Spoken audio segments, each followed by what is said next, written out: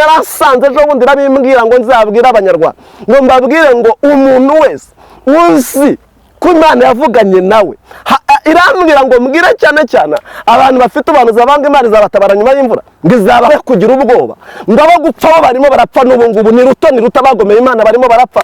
Yarambwiye ngo sinzarira bari gupfa uyu munsi wa none ngo kuko bamwe bagomeye Imana ubutaka burimo buragira gute burimo burasama bukagira gute bukabamira.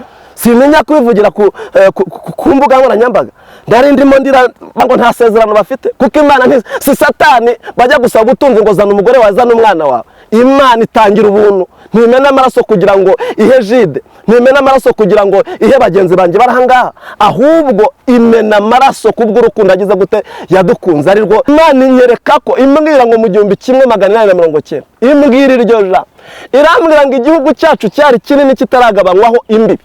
Irangwa abazungu burya hari umuvuga butumwa uvuye hano imbere aravuze ngo na Satani agira gute arerekwa ngo Mose kuko yagiraga urukundo rw'abantu amen akagira urukundo rw'igihugu cy'Ikanani Imana yari yarabasezeranije nibyo byatumye yikubita imbere y'Imana amara iminsi 40 n'amajoro 40 atarya umutsima atanywa n'amazi abiteshejwe n'urukundo rw'abantu.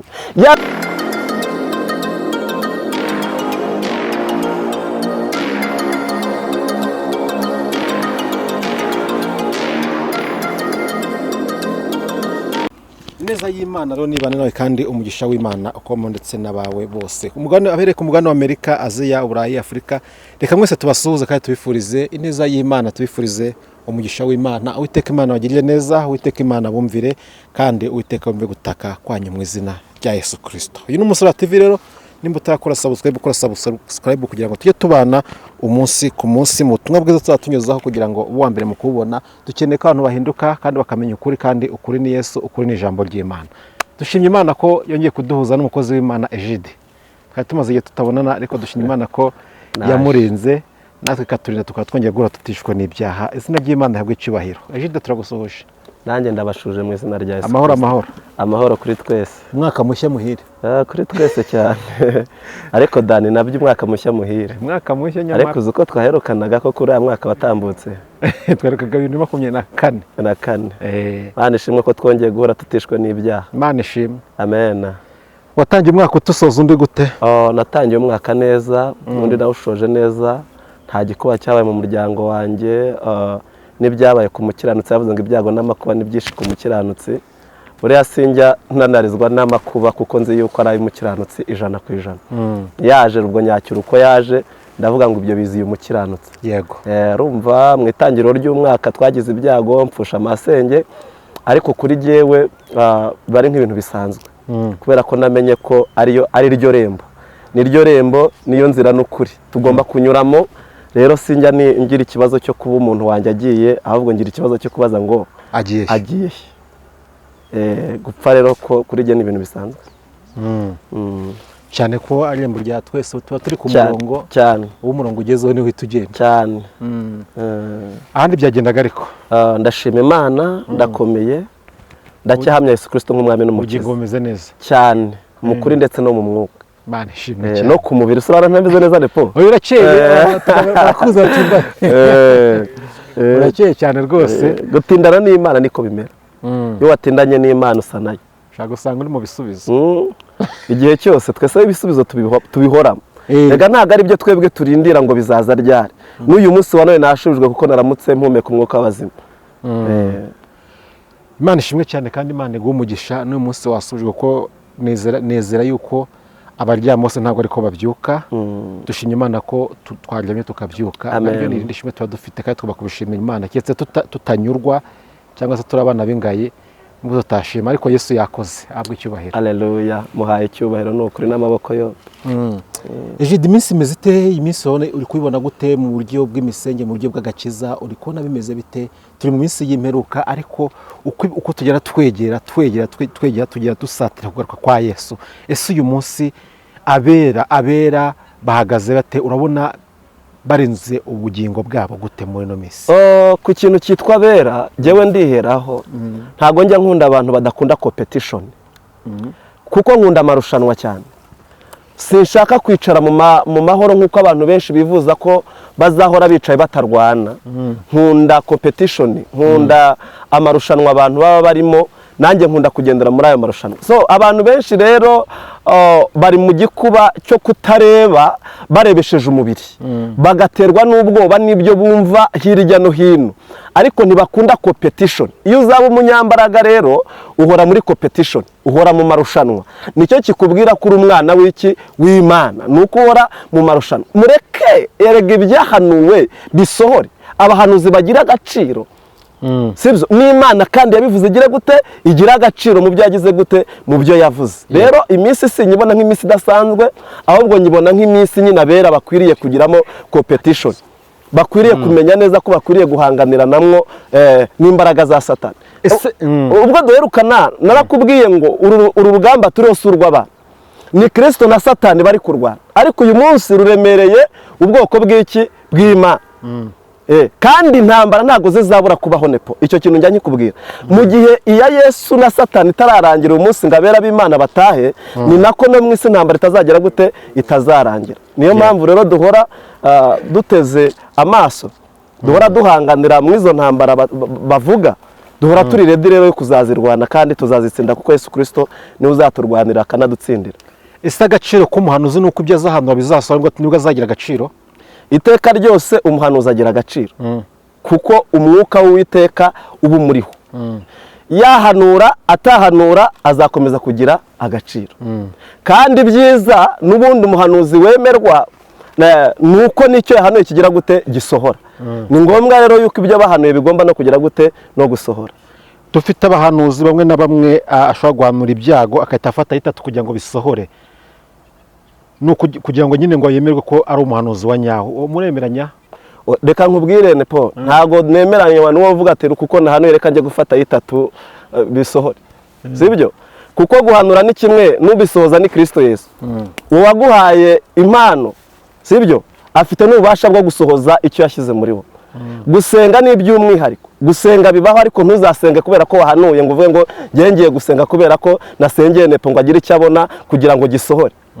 Oya, gusenga nyine ni ubuzima, ni imibereho. Ntidusengeshwa no guhanura, ntidusengeshwa no kujya kuri kamera, ahubwo dusengeshwa nuko ari imibereho y'umukristo cyangwa imibereho y'umuhanuzi. Ese umuhanuzi ibyo yahanuye nta ruhare ashobora kubigiramo kugira ngo bisohore?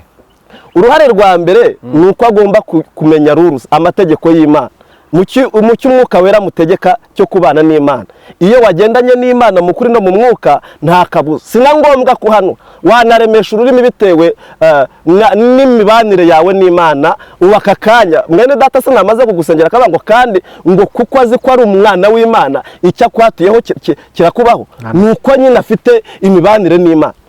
Uko ubanye n'Imana nibyo bigutera gutuma icyo Imana yavugiye muri wowe kinasohora. Yego, uko ubanye n'Imana. Yego. Ese nshobora kureba Egide nkamenya yuko abanye n'Imana neza muri bishaye amaso?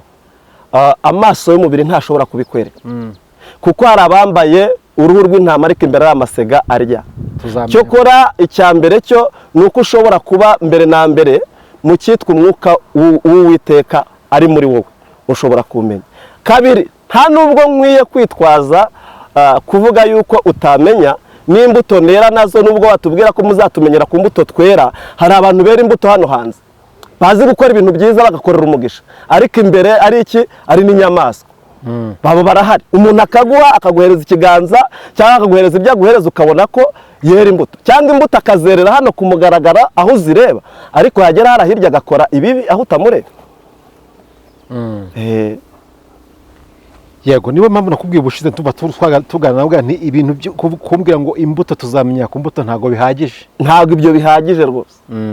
Egide turagushimiye mu izina rya Yesu, Imana iguhe kandi Imana ikomeze kukwagura. Amen. Ndabyakiriye mu izina rya Yesu. Nari ngukumbuye ntegereje kumva ijambo, nkeneye kumva impamba Uwiteka Imana yawe kugira ngo utugezeho.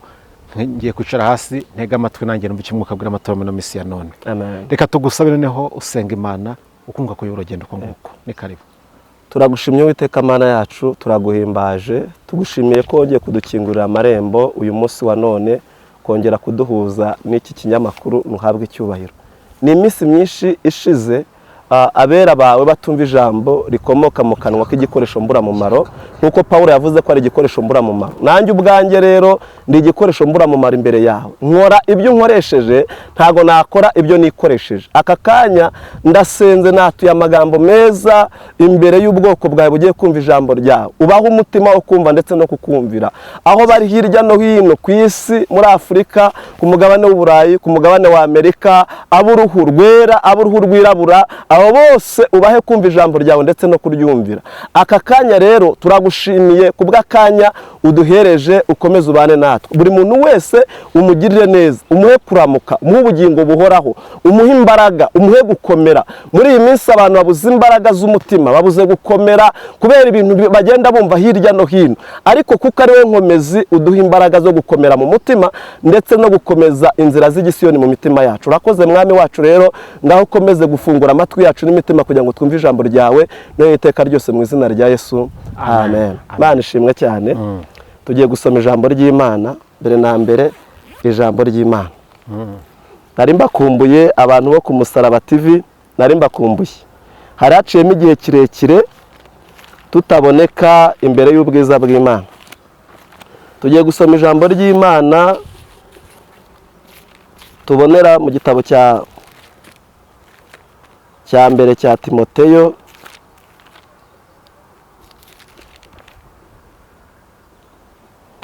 mu gice cyaho cya urwandiko rwa mbere Pawulo yandikiye Timoteyo, mu bice byaho bibiri. Mutwe w'ijambo uravanga ibyo gusabira abantu bose. Irya mbere ya byose, ndaguhugurira kwingingira abantu bose no kubasengera no kubasabira no kubashimira. Kabiri, ariko cyane cyane abami n'abatware bose, kugira ngo duhore mu mahoro, tutabona ibyago, twubaha Imana kandi twitonda rwose. Iryo ni ryo jambo Imana impaye muri aka kanya. Iri ni ibyo Pawulo yandikiraga nde Timote, avuga ko dukwiye gusengera abantu bose. Hano ntiyavuze ngo ni uwera, ntiyavuze ngo ni umukiranutsi, ntiyigeze avuga ko ni abantu bose muri rusange. Waba ukiranuka, waba udakiranuka, ni ngombwa ko aba bantu ugira gute ubasengera. Iri jambo rero yarivuze ariko ngo cyane cyane abami n'iki n'abatware.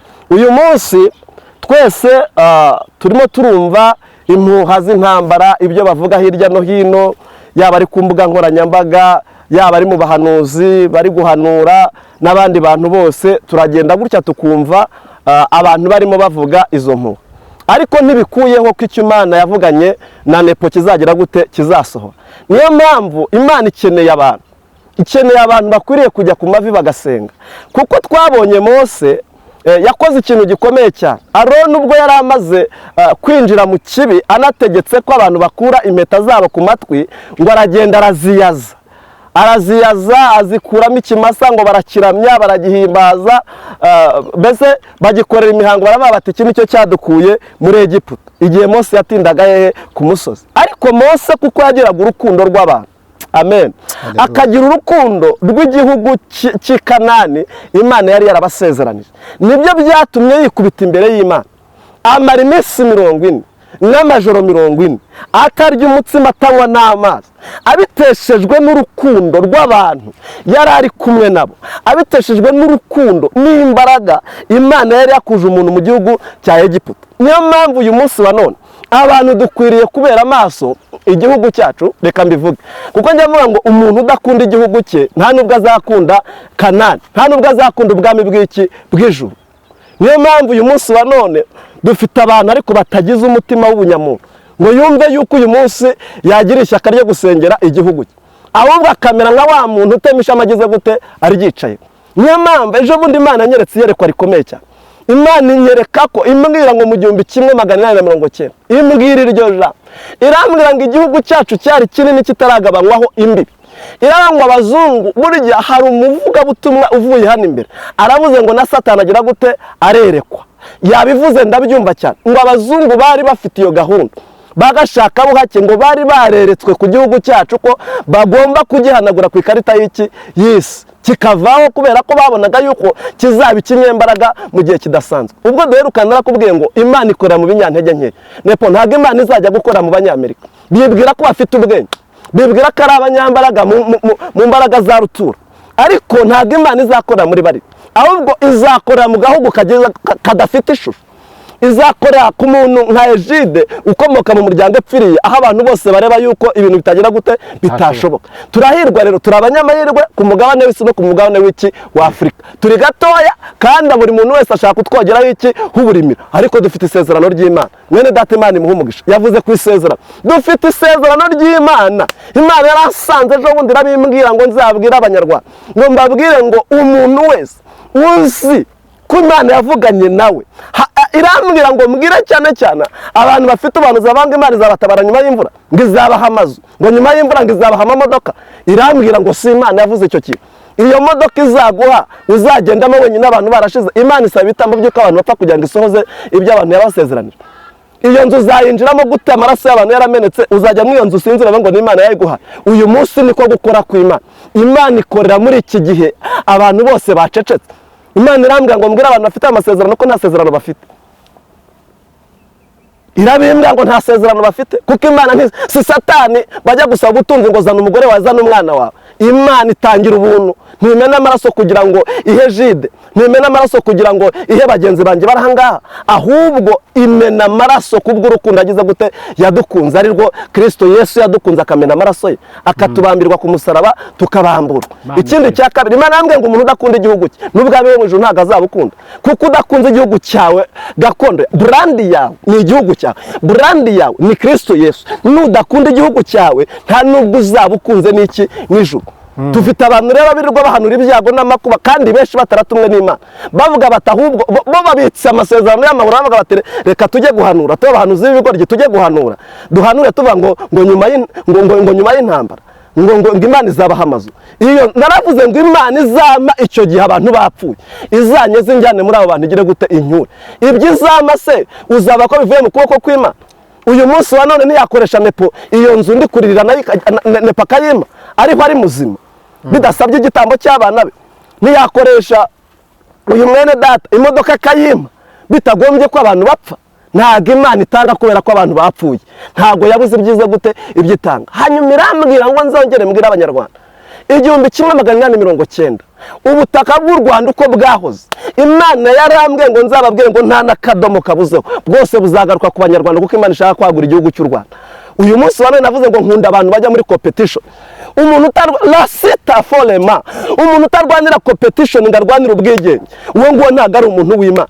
Umuntu utarwanira kwagura imbibi z'umunani we z'igihugu cye, ntarwanire kwagura imbibi z'umuryango we, uwo nguwo nta muntu urimo. Yesu ashimwe cyane. Ni igihe cy'uko iby'Imana yavuze ku banyarwanda Imana igira gute ibisohoza. Kandi yarambwiye ngo nzongere mbwire abantu kandi nanone ngo yuko uko yasamuraga ubutaka kera bukamira abantu, n'uyu munsi wa none irimo rasamura ubutaka bukamira abantu. Ikindi cya kabiri, abantu bavuga ngo intambara, hari abera b'Imana bameze nka Mose, mumvugire ngo amen, bagipfukamye ku gihugu ndetse n'isezerano babwiwe n'Umwami Imana. Abo ngabo baracyasengera igihugu, abo ngabo baracyaririra igihugu, bari ku mujishi w'igihugu cyacu. Resitafo irambwira ngo Imana itaza kuhaba ni Mesiri imwe tugahita tuva kuri ubu butaka, ariko Imana irambwira ngo iracyamanitse amaboko, ntizigaragaza mu bazungu ahubwo izigaragaza ku munyarwanda. Haleluya. Irambwira ngo abantu be kugira ubwoba, ngo abo gupfa bo barimo barapfa n'ubu ngubu, ni ruto bagomeye Imana barimo barapfa. Yarambwiye ngo sinzarira bari gupfa uyu munsi wa none, ngo kuko bamwe bagomeye Imana, ubutaka burimo buragira gute, burimo burasama bukagira gute bukabamira. Simenya kubivugira ku mbuga nkoranyambaga. Irasanga n'injoro irambwira ngo ceceka, ati kuko nasamuraga ubutaka bukamira bakorana dotari, n'uyu munsi wa none ndacyasamura ubutaka bukamira abantu bangome, abantu bihishe mu ijambo ry'Imana. Rasitando sikolavo bihishe kuvuga ngo bakorera Imana, bihishe kuvuga ngo ni abapasiteri, ariko ari amasegaryana rasirando. Kandi nicyo gihe cyo kugira ngo Imana ikore, izakora kandi ibyavuganye natwe izabikora. Irambwira ngo irinze imbibi z'igihugu cy'u Rwanda, ngo ndetse kandi iracyongereye, ngo kuko ubutaka bwose bwajyanywe na bushaka buhake, Uwiteka abugaruye mu biganza by'abanyarwanda. Imana irambwira ngo abantu batuze umutima basenge. Imana irumva, iravuga ngo nuko Uwiteka avugira mu kanwa ka Pawulo, aravuga ngo bwira Timoteyo ngo senga kandi usengera abantu bose, ubasabire utarobanuye, utavuze ngo uyu ni umujura, utavuze ngo uyu ni umwicanyi, utavuze ngo ni umugambanyi, sengera abantu bose. Niryo jambo yavuze ngo cyane cyane abami n'iki n'abatware, ngo basengere kugira ngo uramire mu gihugu. Byaba bimaze iki Imana itaduhera amasezerano mu gihugu yatubwiye? Simwe mwarimo muvuga ngo bari muri Amerika barimo baravayo nyine kuko bagiye kuzerera. Igihugu cyacu Imana izagihindura paradizo. Ibyo twavuganye n'umwami Imana bizasohora, ntago ari kera. Uyu munsi wa none ntago reba kuntu tungana, ariko tukaba tuvugishije isi yose amangambure. Ese bakagombye kuvuga ari amagambo ari abantu bakomeye? Nuko twebwe dufite isezerano. Nakubwiye ngo isezerano rya mbere nuko twebwe agahugu kacu gasuzuguritse. Iryo ni ryo sezerano. Ikindi cya kabiri dufiteho umugabane nuko Imana yavuganye n'abakurambere bacu ngo u Rwanda ruraterwa ntirugira gute ntirutera. Iyo umuntu ahagaze ku cyo Imana yavuganye nawe, kabone nubwo byagenda gute, Imana ikomeza isezerano. Imana ikomeza isezerano. Haleluya. Imana ikomeza isezerano. Irambwira ngo nzababwire ngo imbibi z'igihugu cy'u Rwanda uko cyari kimeze kose Imana yari yaragishyizeho, nta n'umuntu n'umwe uzatwara n'akadomo kacyo, kuko Uwiteka Imana agiye kurwanisha intambara. Bagatanga n'icyumweru, bagatanga n'ukwezi. Abo ni bandi batemeshamo ry'igiti bageze gute, baryicayeho bakavuga bati nyine niza nzatwara inzu ya NEPA, niza nzajya mu modoka ya ibaze udatinya kuzaryama mu nzu yamenewe amaraso akayicengeramo akavuga ngo ni isezerano ry'Imana. Reka mbabwize ukuri, iryo sezerano ryewe sinzarigemo. Niba Imana ari uko itanga ntizame bene ako kagera. Ibura kuguha abantu bahari ngo barebe isezerano ry'Imana. Erega n'ubu ngubu nanjye mvuga gutyo ndakodesha, nanjye mvuga gutyo ngenda n'amaguru, ariko mfite isezerano ry'uko nzaba mu mazu. Ikindi cya kabiri, njya nenga abantu benshi cyane basenya amazu yabanya abantu bagira kwizera gutya. Baravuze ngo ubuse ngo none twebwe ni twebwe abera b'Imana tuzamunzu zimeze nk'imyobo. Ni twebwe tutaremewe kujya muri etaje, tuzayijyamo kandi tuyigishwemo kubera imbaraga z'Imana. Ntabwo tuzayijyamo Imana yamennye iki? Yamennye amaraso. Imana ishimwe cyane. Ngo nuko Mose rero arapfukama arasenga, bigaragara mu Gutegeka kwa 2:9-18, ngo arubarara, ngo asengera Aroni kuko yari yarakoze ikizira, ategeka ubwoko bw'Imana kubumba ikibumbano, barakiramya baragisingiza. Nyabuneka ku Imana yacu ivuga ngo izirana n'umuntu uzasenga indi mana, ariko gusenga kwa Mose kwahinduye ibintu, ngo asengera Aroni, Imana igira gute? Iramubabarira, ibabarira Abisirayeli bose. Ayigira inama arabwira ngo mwami biragatsindwa, Imana imubwira ngo nabica bose nkabakuraho. Kubaka ibintu biravuna.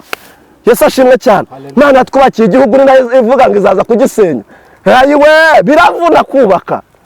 Uko waba ufite umunyambaraga kose kubaka bigira gute? Biravuna. Yesu ashimwe cyane. Ngo arasenga, Mose ngo ashyira amavi hasi iminsi 40 n'amajoro 40. Mamagariye abasenga Imana mu kuri no mu mwuka, abari ku mugabane w'Afrika, ku mugabane w'Uburayi, abantu bakunda igihugu cyacu, twe kwita kucyo aba bantu. Uriya nashimye umugabo umwe Traore yavuze ijambo rikomeye ngo dutunze abantu bitwa ba Rwesamadongo b'abazungu. Yarabivuze bakorera mu kwaha kwabo, kandi arongera avuga ijambo rikomeye. Kadafe niwe warivuze, numva ngo arivuga ku bazungu, aravuga ngo ironda ruhu ntirizarangira igihe imodoka ikigendera ku mapine y'umukara. Ariko nawe abwira ijambo rikomeye, aravuga ngo ariko bajye bamenya yuko natwe abirabura tujya muri toilette tujyanye impapuro z'umweru, hehe muri toilette ntitujya tujyana iz'umukara. Uyu munsi rero abo bantu bashaka gukorana n'abagashaka buhake ku gihugu cy'u Rwanda ni stop, kuko Uwiteka Imana akimanitseho inkota itukura. Abahanura nibahanure, batanga iminsi batanga ibi, ariko abo ngaba Uwiteka aje kubagotomera. Ntabwo isezerano ry'Imana ari ryo gusenya igihugu cyavumye u Rwanda rwacu rwaravunitse. Kuva 1994 twabonye ibyabaye. Ninde muntu wifuza gusubira mu ntambara y'ibyabaye? Ubivuga nuko atabizi, nuko atigeze akurikira amateka yacu. Imana yacu rero irubaka ntigira gute? Ntisenya. Niyo mpamvu rero mpamagara abanyamasengesho be kugira ubwo abaturage abari hirya no hino. Hari icyo Imana yavuze ku Rwanda. Imana yarambwiye ngo iruhagazeho, si rimwe si kabiri. nyiri joro yabinyeretse irambwira ngo genda kurangura, ntabwo nabimeretse ku kinyamakuru, irambwira ngo bambwire ngo amahoro arahari kubanjye, ariko kubangomeye ubutaka nagize gute narabwasamuye burimo burabamira. Intambara yo kubaho iriho. Navuze ngo umuntu udakunda, ngiye shimira nyakubaho akunda competition. Uzatinya umuntu udakunda amarushanwa uhora utinya, ariko umuntu ukunda competition uhora uvuga ati jewe nzarwanira iki, nzarwanira kuba uwa mbere. N'iki Imana ishaka Yesu adakunda competition, yere kumanuka mu ijuru ngo azarwanire umuntu ngo abeho. Kandi bamenye neza yuko intambara itazareka kubaho mu gihe hagati ya Yesu Kristo na Satani itararangira. Niyo mwisi hagati y'ibihugu ntizagira gute, ntizarangira. Yesu Kristo na Satani niwe azarangiza intambara yo mwisi. Niyo mpamvu tudakwiye kugira ubwoba bw'iki, bw'intambara, ahubwo dukwiye kuba abasirikare bande ba Kristo Yesu. Kabiri, ijambo rigaragara mu Kuva 17 umurongo wa 17 hatubwira uburyo Yesuwa yari yagiye ku rugamba ari kurwana.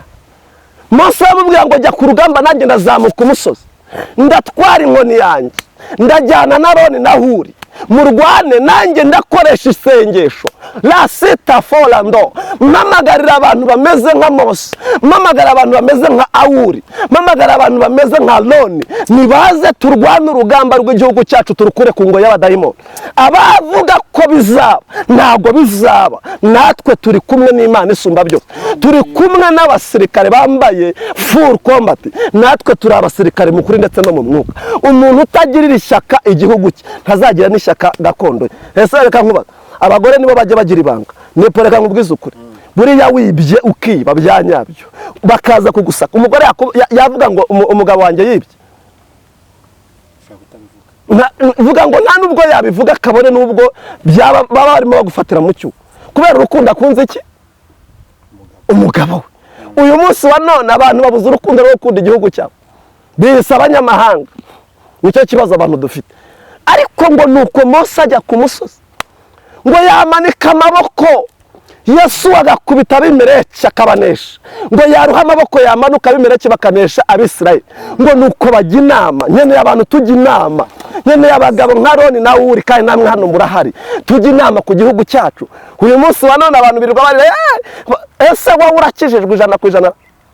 Iyo ntambara uhamagarira igihugu we n'umuryango wawe murakijijwe? Wowe urumva ibyo uri mureba ushaka kugira ngo uzafate, uzabisingira urakijijwe, uzasigara urakijijwe, cyangwa uri inyangarwanda urimo urahanura ibyo utazi? Oya, umutima wawe wowe muhanuzi. Ikindi ngiye kongera kuvuga hano, ejo bundi Imana yaransanze irambwira ngo abavuga ukuri nk'uko nguko ntibazahembwa, ngo ariko abavuga igihuha cy'intambara, kubera ko dufite abanyangarwanda bari hirya no hino, ngo bohereza amadolari kubavuga igihuha cy'intambara, ngo bakaryaho bakarushaho guhaga, ngo kugira ngo ejo bazabone kongera kuhanura ibindi bikomeye mu baturarwanda, kugira ngo nyine barimo barabafasha bo hanze, babohereza ku mafaranga kugira ngo igihuha gikire gute, gikomeza abantu. Ikindi cya kabiri, Satani yazamuye iki gihuha kugira ngo abantu bave mu masezerano y'iby'Imana avuganye nabo. Uyu munsi wa none umuntu urimo wumva intambara no gusenga ntasenga, ahita yibagirwa amasezerano Imana avuga ati ya modoka sizayimite ko n'ubundi barimo bavuga intambara, gusenga bagize gute, barimo barabyibagirisha abantu. Imana irabeshya n'ubundi bagiye mu gahuge k'icyo Satani arimo aza kubongorera mu matwi y'abahanuzi birirwa bavuga ngo intambara. Imana yacu ishimwe yuko itubera ahabona, nta kizaba ku gihugu cy'u Rwanda, abazapfa bazapfa, n'uyu munsi bari kugira gute, bari gupfa, nongere mbisubiremo, Imana izagenda ibica ni ruto ni ruto. Mamagariye abantu rero bameze nka Mose, mamagariye abantu rero bameze nka Huri, mamagariye abantu rero bameze nka Aroni, bafata amaboko ya Mose ngo kugira ngo Yesu abashe gutsinda urugamba igihugu cyacu kiriho, natwe tururiho. Haleluya!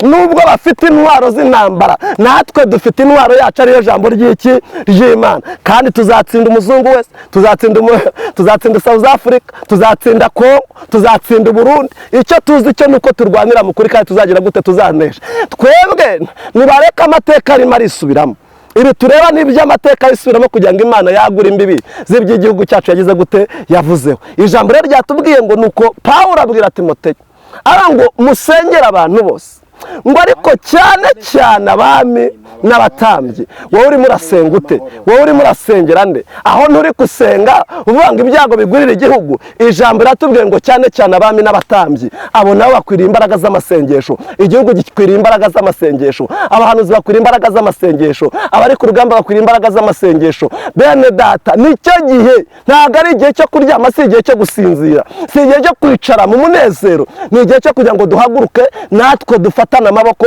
dusenge. Shimira abantu baherutse kumpamagara bambwira ko bari mu gusengera igihugu cyacu, Imana ibaha imbaraga n'amavuta. Mugurira abantu bari hirya no hino, abumva dufatanije kurwanira ubwigenge bw'igihugu cyacu, kuko Imana yarambwiye ngo ku isi hose ngo abantu basenga ni Abanyarwanda, kuko abantu bose bateye Imana iki umugongo. Kuko Imana yacu itica rero, mu gihe cyo kwica irica, mu gihe cyo gukiza ikagira gute igakiza. Iba yarica, iba yarahereye kuri Aroni wategetse ubwo bwoko akaburemera icyo kimasa, ariko habonetse umusabira ari we Mose, yaramusaba Imana imugira gute? Imugirira imbabazi, imugirira impuhwe. Ni ngombwa ko twagomeye Imana, tukagomera Imana, tukayigomera koko biragaragara twijanditse mu bibi, ariko nitwongera tugapfukama tugasabira abantu, tugasabira abera b'Imana, Imana iratubabarira kandi Imana iratugirira neza. Rero abari mu hirya no hino, abari muri Afurika, aho ku mugabane w'Uburayi, abantu bakunda igihugu, abantu bareba Umusaraba TV, bumva ibi biganiro, baze bandike, tugwizanye imbaraga dusenge, aho bari hose bashyira amavi hasi, bamenye ko Imana iri gusohoza icyo yavuze ku gihugu cy'u Rwanda. Imana ishimwe cyane. Turagushimye Uwiteka Mana yacu, uri Imana ikomeye, uri Imana y'inyembaraga, uri El Shaddai, uri Jehova Rafa, kuko icyo wavugiye mu kanwa k'igikoresho mburamumaro havuga yaremye Jide, warabinyeretse, si ibyo nihimbaza, mvuga mbwirijwe nawe, unyemere uzabimenyekanisha ikimenyetso cyawe cyo kwera no gukiranuka, kuko uri Imana itavuga amasigara cyicaro. Natwe ubwacu hari ibyo wadusezeranije, turacyabyiteguye, ntibirasohora, ntabwo uzabiduha nyuma y'icyo gihe. Ntusabwa amaboko, ntusabwa inkunga, ibyo uduha ntibisaba ibitambo. Igitambo dusabwa ni kimwe gusa, ni ukwizera isezerano ryawe. Icyo nicyo dukoresha, nicyo tugenderamo, nicyo twubashye, nicyo tuvugiramo. Nuhabwe icyubahiro yuko ibyo wavuze ku gihugu cy'u Rwanda uzabisohoza. Kandi Mwami, urakoze ko ari wowe ugose igihugu cyacu. Mwami, ukaba utwoherereje marayika w'Umwami Imana, marayika w'umucyo, uwajyanye na Yesuwa bagiye gutera. Mwami Nyiringabo Imana, la sita lazobe efone madra la kosinema, ubwo bari kuzenguruka Yeriko, ngo Yesuwa agira ihishurirwa, abona uwo marayika aramubaza ngo mbese uri uwo mu bacu cyangwa uri uwo mu babisha bacu? Aravuga ngo ni Uwiteka wanyohereje kugira ngo turwanire urugamba. Ndagushimiye ko wohereje marayika n'ingabo zo kugira ngo turwanire Abanyarwanda mu izina rya Yesu Kristo. Mwami rero udukomereze amaboko, kandi iki kinyamakuru ukomeze kukigwiriza imbaraga mu izina rya Yesu Kristo wabambwe rimwe gusa, amen. None Paul reka nkubwire, ubu dufite abagabo 10 b'ibigoryi, Bibiliya bivuga muri 12 bagiye gutata igihugu cy'i Kanani. Ngo 10 bazanye inkuru y'iki y'incamugongo, baza bavuga ngo igihugu kize gute kirarimbutse. Ariko ugiye kubona abagabo 2 bagiye kuvuga ngo nubwo aba bavuze yuko imbere yabo tumeze nk'inzige, ariko tuzabarya nk'abarya imitsima. Hari abahanuzi 2 Uwiteka Imana yasigiye kugira ngo bongere babyutse inkovu zababaye mu mitima y'Abanyarwanda. Abanyarwanda twarababaye, ibyabaye ntabwo bizongera kuba, kuko Uwiteka Imana duhanzeho erega ari biba. Nababwiye ngo ntabwo babirwa uyu munsi wa none bahora muri izi nama babatwiga buri munsi. Ni ukuvuga ngo ni roketi imwe tukaba turashize. Ariko Yesu we wenyine ubwe yashyizeho igitinyiro n'icyubahiro ku gihugu cy'u Rwanda. Rero abantu bose nibatuze umutima, Uwiteka ari kumwe natwe. Ejo ni ingaruka nzababwira ibindi Yesu yageze gute, yagiye inyereka. Ariko ku gihugu cy'u Rwanda ni stop. Amahanga yose abimenye ni stop. Abagashaka buhake ni stop. Babandi barwesa amadongo Traore yavuze ni stop, kuko hari Imana avuze kuki ku Banyarwanda. Ntabwo rero dutinya gupfa, kandi nubwo yanaza twe ntidutinya urupfu, ahubwo twebwe duharanira kuzahora tugira icyo bita competition. Ntavuze ngo umuntu utarwanira, umuntu ubasha kwicara ngo icyo yavuze cyose yemere, uwo nguwo rwose ni ikigoryi, kandi Bibiliya ivuga abagabo b'ibigoryi. Ariko umugabo nyawe nuhaguruka agahagurukira igihugu akakirwanirira. Imana iduhana umugisha. Imana igumugisha Ejide n'ubwo butumwa twari tubukeneye mu gihe nk'iki ngiki. Imana igukomereze amaboko mu izina rya Yesu Kristo, kuko dukeneye abantu bagara mu cyongo cya Eliya ahagazemo.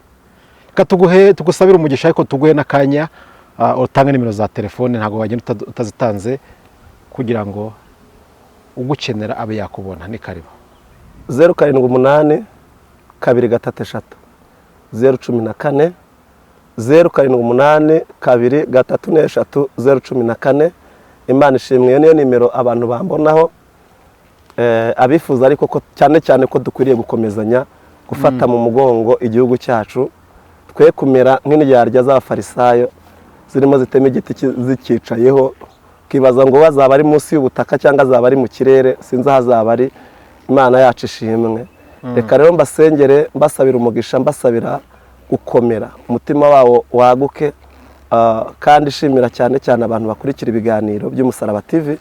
Imana ijye ibaha imbaraga n'ubutware n'ubushobozi. Amen. Kandi nabo baze badufashe batanga inkunga yo kubaka igihugu cyacu mu mbaraga z'amasengesho.